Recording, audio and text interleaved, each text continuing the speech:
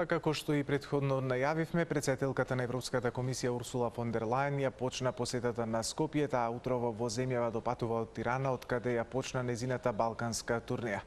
Тамара Гранчаровска ја следи денешната незина посета. Тамара фон дер Лајен вчера порача дека проширувањето на Европската унија ќе биде врвен приоритет на незиниот втор мандат и дека за Западен Балкан дува ветер на промени. Какви пораки денеска донесе во Македонија?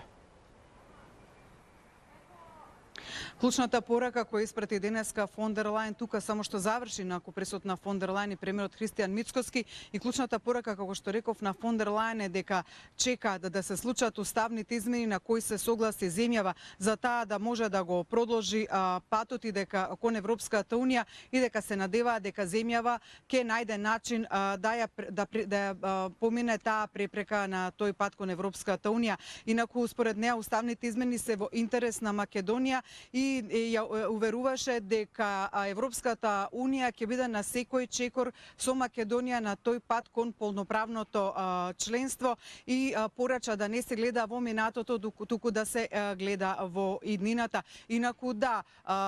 проширувањето е на врв топ агендата на Европската комисија. Фон дер Лајен освен за поддршка за проширувањето, инаку посетата на Западниот Балкан е и дел на промовирање поточно во делот на планот за раст и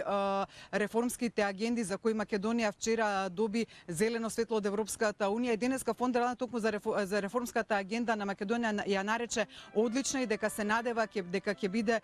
исполнета и дека во секој чекор ќе има поддршка за тоа од Европската унија Македонија. Инаку таа најави дека кон крајот на годината ќе стигне и првата транша од 52 милиони евра токму за реформската агенда. Премиерот Христијан Мицкоски, запрашан пак за уставните измени, рече дека се заблагодари на поддршката од Европската унија и кажа дека владата, поточно збореше во прво лице, дека тој како премиер ќе работи во интерес на граѓаните и да ги приближи поблиску до Европската унија,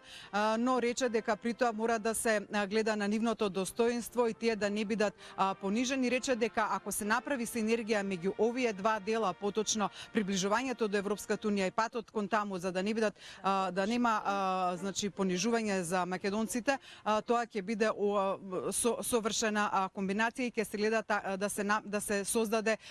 такви услови за Македонија да стигне да го изоди тој пат кон Европската унија. Инаку пресот траеше многу кратко, имаше по едно прашање. Фон дер Лајен зборуваше и за зелената агенда, поточно за трансформацијата на Македонија во енергетскиот сектор кон обновливи извори за енергија, но како што кажа, вклучната порака која стигна од неа беше за уставните измени, дека очекуваат тие да бидат завршени како обврска која се ја презела Македонија. Таа од тука, од владата на Македонија, каде што имаше и билатерална средба, и тетата средба, но и билатерална потоа средба на делегациите, замина да се види со претседателката на државата Гордана Силјановска Давкова, пошто заминува за Босна и Херцеговина.